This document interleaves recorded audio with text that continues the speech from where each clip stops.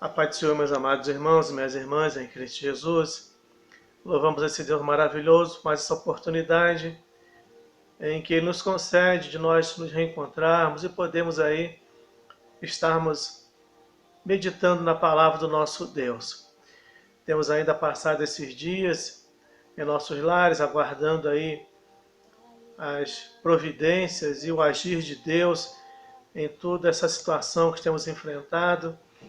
Eu queria, nessa oportunidade que Deus nos concede, de voltar a um assunto, irmãos, que eu creio que vai ser muito propício para nós nesse momento em que estamos vivendo. Já falei sobre ele, né, no nosso templo, mas eu gostaria de trazer à nossa memória uma coisa que sempre me admirou muito quando eu falo de leitura bíblica, de tradições do povo judaico, é que eles sempre conservavam ou traziam à memória, sabe, está lendo, está trazendo nas suas memórias o livro da lei, os ensinamentos, porque através disso é que nós nos sustentamos, é que nós não nos desviamos daquilo que o nosso Deus fala conosco.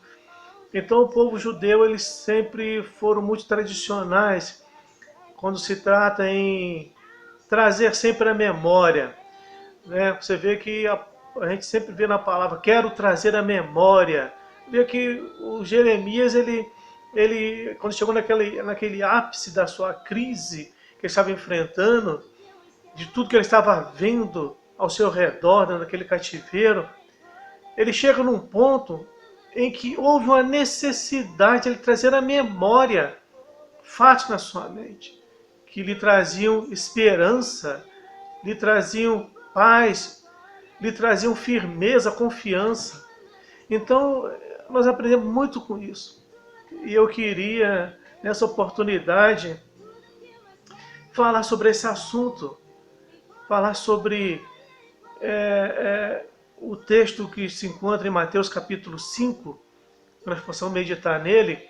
Mateus capítulo 5, versículo 21 ao versículo 26, que foi um ensinamento de Cristo muito grande para nossas vidas, que geralmente, meus irmãos, nós temos o hábito de, nós como cristãos, às vezes nós temos o hábito de querer tudo lançar sobre o nosso arqui-inimigo. Claro que ele não dorme, ele está sempre atento, até um suspiro nosso, ele está atento, por que eu estou suspirando?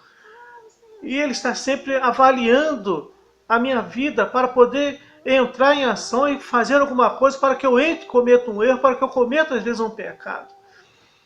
Então nós às vezes nós sempre lançamos, temos o hábito de lançar sobre ele as nossas dificuldades, nossos problemas, às vezes problemas de passado, e muitas das vezes, irmãos, ele não precisa fazer nada, porque muitas coisas elas estão dentro de nós, na nossa memória gravada. Nós somos marcados por traumas, por decepções, por frustrações. E geralmente isso ele vem em nosso futuro, em nossa vida, de uma maneira em que tenta nos bloquear, tenta nos parar. E nós precisamos tirar isso de nossa memória. Mesmo que eu não vou esquecer de fatos. Mas eu não posso viver com isso. E eu queria, nessa palavra em que Deus colocou no meu coração, nessa oportunidade, falar sobre tirando as farpas do passado. Eu queria ler Mateus capítulo 5, iniciando o versículo 21, em que Jesus ele diz o seguinte: ouviste que foi dito aos antigos, não matarás, e quem matar está sujeito a julgamento. Eu, porém, vos digo que todo aquele que, sem motivo, se irá contra seu irmão, estará sujeito a julgamento. E quem proferir um insulto a seu irmão, estará sujeito a julgamento do tribunal. E quem lhe chamar tolo, estará sujeito ao inferno de fogo. Se, pois, ao trazeres ao altar a tua oferta, ali te lembrares de que teu irmão tem alguma coisa contra ti, deixa perante o altar a tua oferta, vai primeiro reconciliar-te com o teu irmão e então, voltando, faze a tua oferta. Entra em acordo sem demora com o teu adversário, enquanto está com ele a caminho, para que o adversário não te entregue ao juiz, o juiz ao oficial de justiça e seja recolhido da prisão. Em verdade te digo que não sairás dali enquanto não pagares o último centavo. Que Deus te abençoe, que o Espírito Santo ele possa falar no teu coração através dessa palavra e não te trazer uma palavra de acusação, uma palavra de peso, mas que o Espírito ele possa te conduzir dentro desse texto, essa palavra, para que você possa entrar por uma vereda mais justa e tirar esse peso da alma, tirar algumas farpas que às vezes incomodam. E nós somos um povo, nós somos pessoas que nós temos o hábito de sempre dar um jeitinho numa situação e ficar mais confortável. Aquilo que às vezes me incomoda, ou que me incomodava no passado, aquelas situações ou problemas em que talvez me causaram muita frustração, a gente vai sempre jogando aquilo para debaixo do tapete, lá para o porão chamado porão da alma, que a nossa alma parece que ela tem um porão, e nesse porão existem alguns fantasmas que a gente precisa às vezes exorcizá-los e tirar esses fantasmas diante de nós, para que nós possamos ter uma alma mais leve, ter uma vida mais leve, ter justamente uma vida mais saudável com Cristo, saudável com nossos familiares e principalmente saudáveis com nós mesmos. Mas às vezes esse peso na nossa alma, lá no porão, ele está repleto de coisas ruins. E você pode ver, se você tem um porão na sua casa, só tem coisas que você não, às vezes não precisa. Em que vai haver necessidade de você usar daquelas coisas no seu porão. Então a nossa alma ela é justamente assim, nós vamos sempre jogando essas coisas lá para o porão da nossa alma. Mas chega um momento em que há uma necessidade até em nossas vidas, e às vezes o nosso lar, a gente dá uma limpeza naquele porão. Para ter isso, talvez até guardar outros objetos ali. Então há necessidade de nós fazermos uma limpeza no porão da nossa alma. E eu queria falar sobre isso nessa oportunidade, sobre tirando as farpas do passado. Há necessidade disso. Pela tradição judaica, o homem não pode matar. É interessante. O povo judeu tem umas tradições assim muito estranhas. Não sei se hoje ainda conservam esse tipo de tradição, mas eles são difíceis de mudar. E eles têm uma tradição que eles não podem mudar. Por isso que Cristo usou esse texto, essa palavra. Eles não podem matar, mas eles podem odiar. Eles podem sentir ódio por uma pessoa. E Cristo ele vem de uma maneira, ele fala, Jesus porém fala assim, notifica que odiando também cometemos pecado. Não é pelo fato de tirar uma vida, de matar uma pessoa, mas odiar também é pecado. E Cristo ele vem trazendo um equilíbrio nessa argumentação, dizendo que existe um peso também quando há um ódio no meu coração. Quando eu odeio principalmente um ser humano. Então ele diz isso, que ele notifica que odiando também cometemos pecado, do versículo 1 ao versículo 22. No 22 ele fala, eu porém vos digo que todo aquele que sem motivo se irá contra seu irmão, está sujeito ao julgamento. Então nós somos sujeitos a um julgamento na medida que eu odeio uma pessoa. Então Cristo ele traz uma conversa para um nível, para um equilíbrio, em que há uma necessidade de avaliar por que tirar uma vida é um peso muito grande, mas se eu odiar o meu irmão, odiar o meu próximo, é algo que não me faz mal nenhum. E você vê que no versículo 23, versículo 24, nós vimos que para Deus aceitar a nossa oferta, precisamos resolver questões onde nossos irmãos tenham algo contra nós. Aqui não fala de eu ter algo contra meu irmão, mas se o meu irmão tem algo contra mim, eu ir até ele e resolver o problema. o versículo 23 e 24 nos fala sobre isso. Agora, o Senhor ele continha a nos instruir a resolver nossos problemas. Ele nos traz essas palavras, esse ensino, esse capítulo 5 de Mateus, o versículo 21 ao versículo 26, que é uma necessidade de nós nos acertarmos, nos consertarmos com o nosso próximo. Se nós queremos ter uma vida, como eu disse, saudável, uma vida mais estruturada, vamos colocar de uma forma emocional e muitas vezes até espiritual, irmãos. Eu não posso ter uma vida espiritual abençoada se eu sou um descontrolado emocionalmente.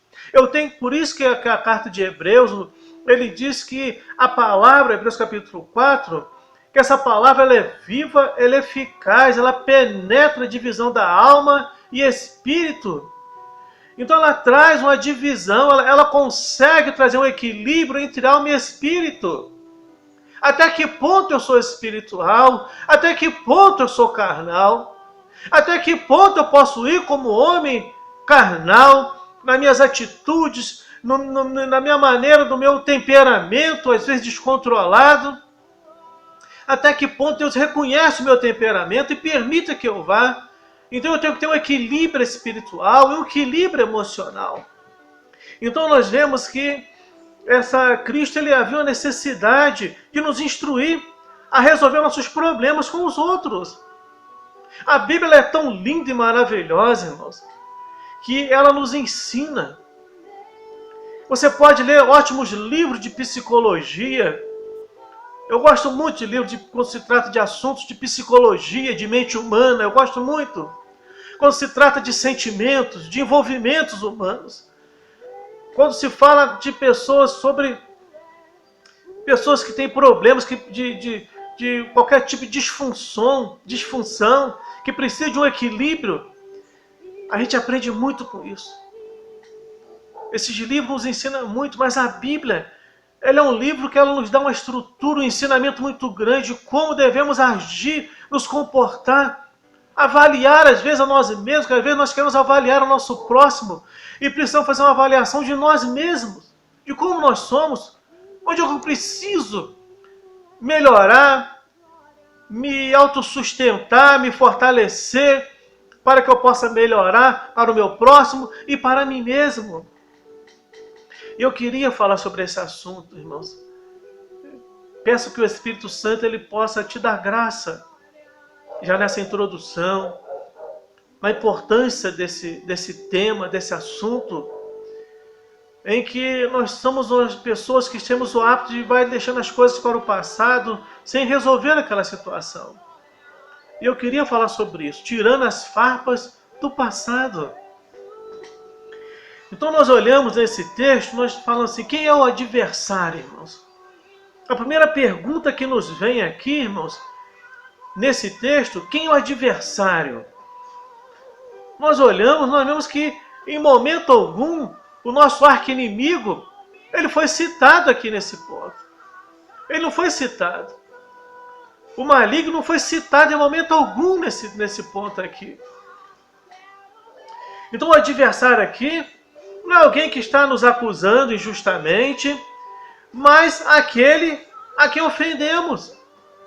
Aquela pessoa que a vez defraudamos ou difamamos de fato. O versículo 25 nos fala sobre isso.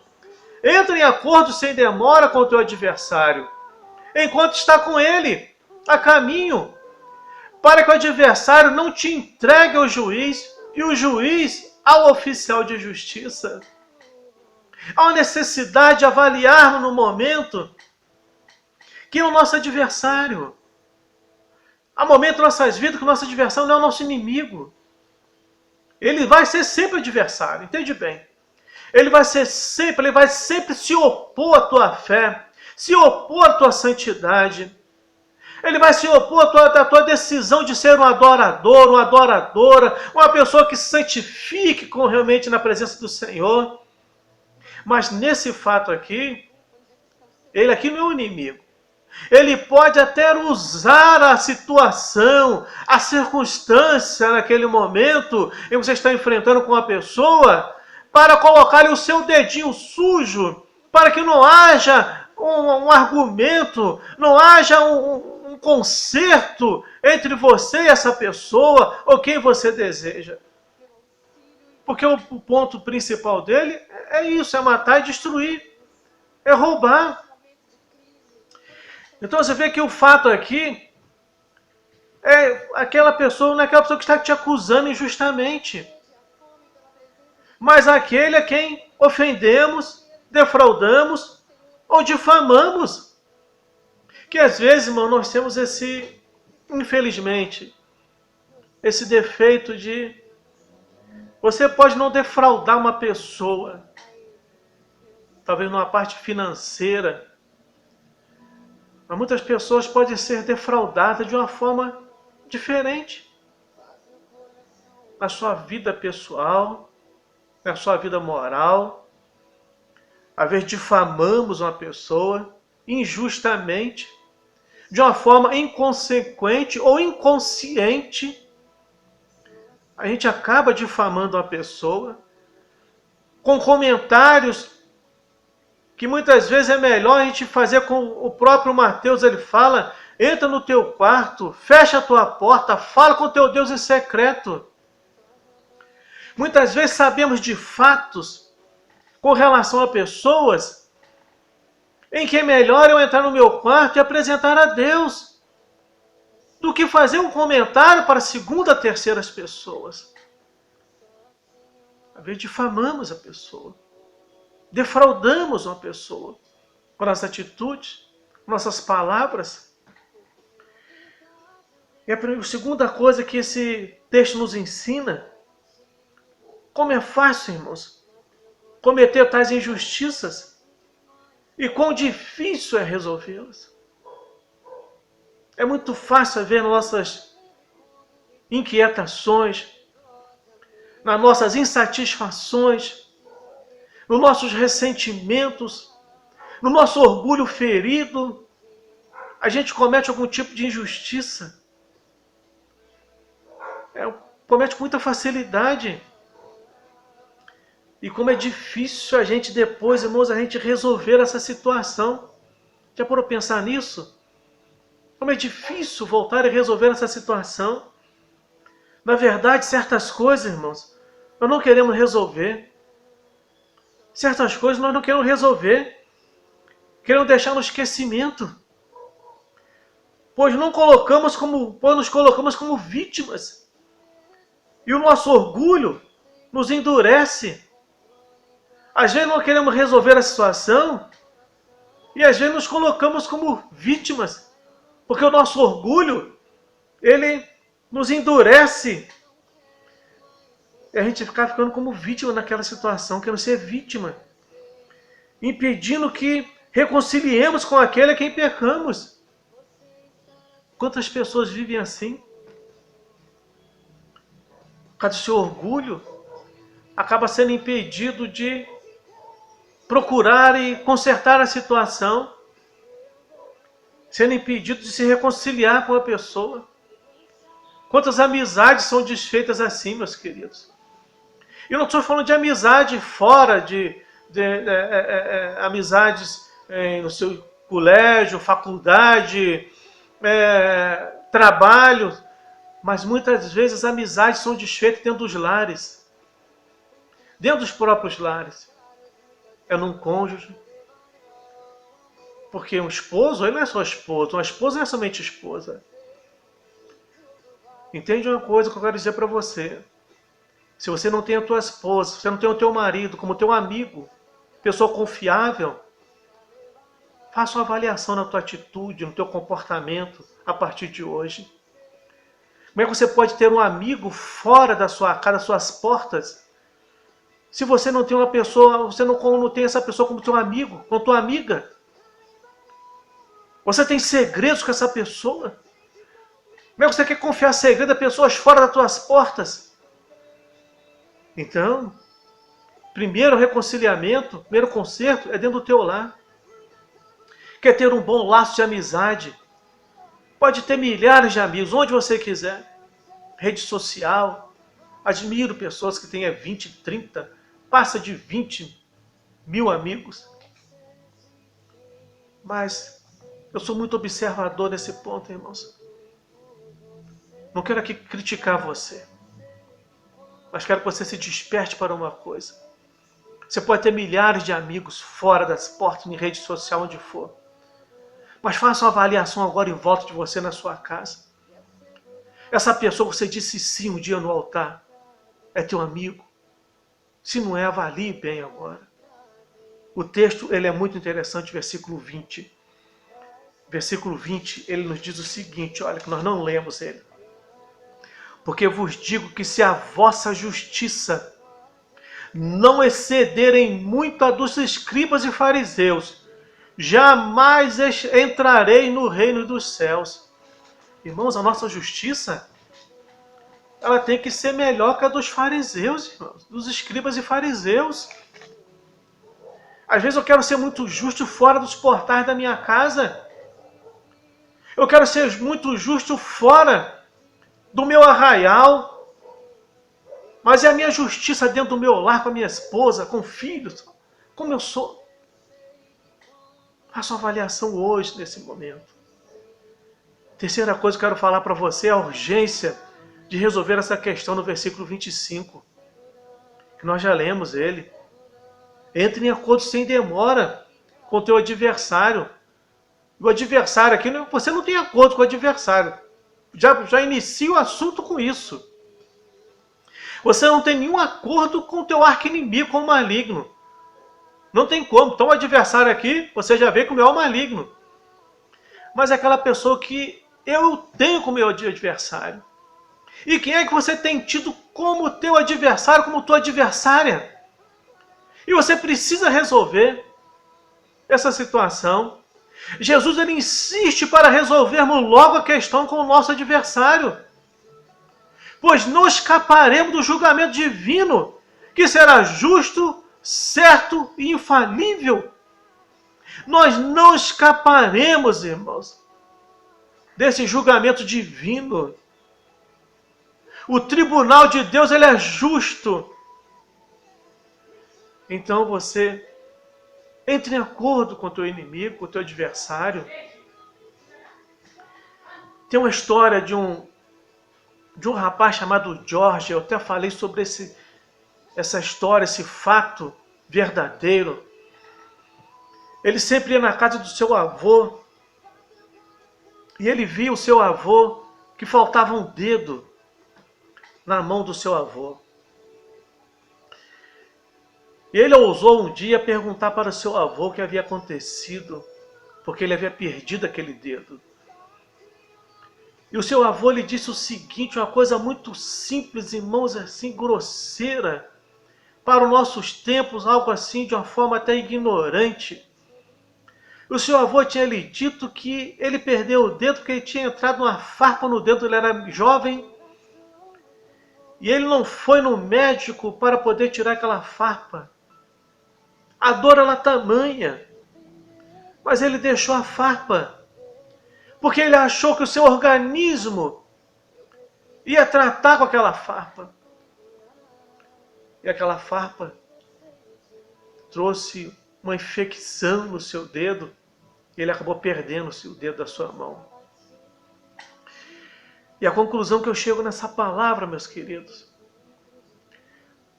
portanto, podemos esquecer as nossas dívidas. Podemos esquecer as vossas dívidas. Eu sempre, quando falo esquecer, eu sei que a nossa memória, já falei alguns vídeos atrás, a nossa memória não nos deixa esquecer de nada. Quando eu falo de esquecer, é de você tirar as coisas ruins do seu porão, da sua alma. Aquilo que não te serve mais. Não adianta você ficar trazendo aquilo na memória. E o teu porão da tua alma fica, você já viu, você já foi numa fazenda, já visitou esses lugares, né, rurais que tem gado, em que você vê que o boi é um animal interessante, meus irmãos. Ele come durante o dia inteiro.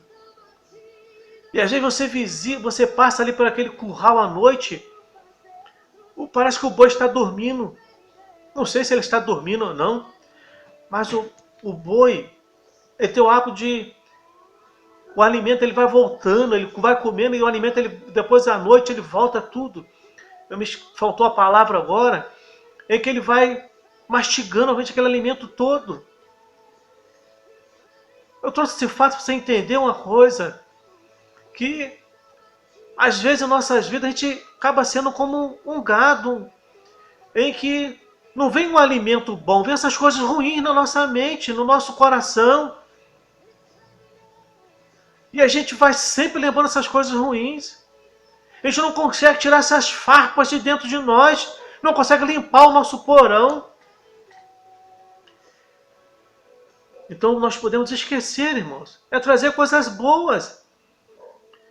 Esquecer essas dívidas do passado. Com o passar do tempo, mas se nós resolvemos, o Senhor trará à luz todas elas e não haverá como nós nos inocentar, irmãos. Pois Ele não nos inocenta o culpado. Então a necessidade de nós pararmos, analisarmos, irmãos, e ver que tipo de alimento nós temos trago em nossa memória, em nosso coração, o que tem voltado às vezes em nossa mente, o que tem nos cobrado. Que uma pessoa foi injusta, agiu com injustiça, te magoou, te feriu. De que forma você vai ficar trazendo toda vez isso na memória, sofrendo com isso, trazendo na sua mente, mastigando esse alimento amargo como fel novamente na sua vida? Pede para o Espírito Santo te ajudar, você ser curada disso. 1 Coríntios capítulo 4, versículo 5, fala que Deus ele não tem o culpado por inocente. Então nós podemos parar e fazer uma análise disso. Então, irmão, resolva a sua questão. Resolva a sua questão sem demora. Enquanto há oportunidade. E assim, esteja em paz com Deus e com você também. Quando você resolve alguns questionamentos com relação à alma, você fica em paz com Deus. Lembra dessa história que eu falei do rapaz? Em que uma das mãos do seu avô faltava-lhe um dedo? Ele não nasceu assim. Ele não nasceu sem um dedo, irmãos. Coisa incrível. Mas ficou assim. Quando ainda jovem entrou-lhe uma lasca, uma farpa de madeira no dedo. O que entrou no teu coração, na tua alma? Que tipo de farpa tem te incomodado? Você não consegue tirar? Há quanto tempo você carrega essa farpa na tua alma? Você tem sofrido. Você não consegue ter paz. De vez em quando isso te incomoda, te maltrata, te fere. Foi muito doloroso e difícil de remover. Por isso que aquele homem, aquele avô desse menino, desse jovem, não removeu a farpa. Porque era muito doloroso, difícil ele tirar aquela farpa. Ele achou que a natureza ia dar um jeito naquilo. Encarregue-se do processo de cura. Esse homem, ele achou que a natureza ia se encarregar do processo de cura. Ele achou isso. Por isso ele deixou que a natureza se encarregasse. Melhor, ele achou que a natureza ia se encarregar. E às vezes nós somos assim. Nós deixa que o tempo cura. Nada melhor. Já ouviu aquela palavra? Eu ouvi muito isso dos lábios da minha mãe. Nada melhor que o tempo. Verdade, irmãos. Nada melhor que o tempo. Mas tem coisas em que eu preciso resolver. Porque o tempo, ele não cura a ferida da alma. Ele não tem esse poder de curar a ferida da alma. Você cresce. Você fica mais inteligente. Você fica uma pessoa mais madura. Você fica mais consciente das suas decisões. Mas tudo isso não tira essa ferida da tua alma. Ela está lá. Com essa maturidade, com essa inteligência, com essa sabedoria que você tem de analisar fatos hoje, para não se machucar mais, faça uma introspectiva lá no porão da tua alma e faça um processo de cura. Peça para Deus tirar tudo aquilo que te causou dano no passado e não te deixa ter um presente feliz e não deixa você ver um futuro próspero para a sua vida. Então, esse homem, ele deixou que a natureza se encarregasse do processo de cura. Infelizmente aconteceu, o dedo inchou e infeccionou. Ficou infeccionado. Um pouco do problema era de se esperar. Mas no caso dele, quando fala aqui de um pouco do problema era processo, claro que era um pouco do problema que tinha que acontecer era do dedo inchar. Mas não era o fato dele ficar infeccionado. A infecção chegou a um ponto em que não podia mais ser controlada. Qual foi o resultado? Aquele homem perdeu o dedo. O que você tem perdido, meus queridos, minhas queridas irmãs? Por causa de uma atitude, de um orgulho ferido. Toma a decisão de tirar essa farpa do passado da sua alma. Se você não consegue, faça oração, fala, meu Deus, me dê inteligência para fazer aquilo que eu não sei fazer.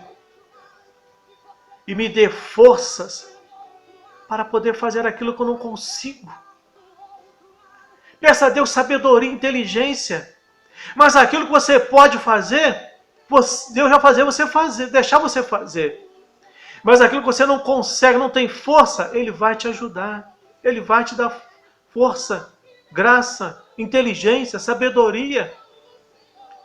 Então faça essa oração, essa oportunidade. Fala, Senhor, me ajude. E Deus vai mudar a tua história. Vai mudar os teus caminhos, os teus pensamentos. Ele vai curar essa ferida da tua alma.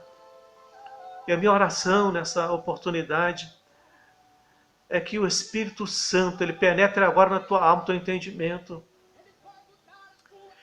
É que o Espírito Santo, aquele que é a promessa, aquele que é o Consolador, ele possa entrar agora nessa ferida da tua alma, aquilo que tem te feito mal durante todos esses anos, e você não tem força.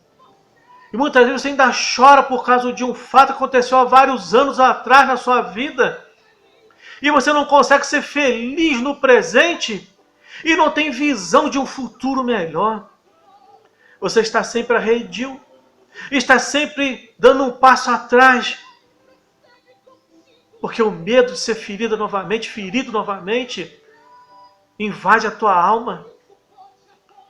Então minha oração é que o Espírito Santo te dê graça, te abençoe. Que Jesus Cristo possa te fortalecer, possa te curar com seu bálsamo de cura. Fique com Deus, meus queridos, minhas queridas irmãs.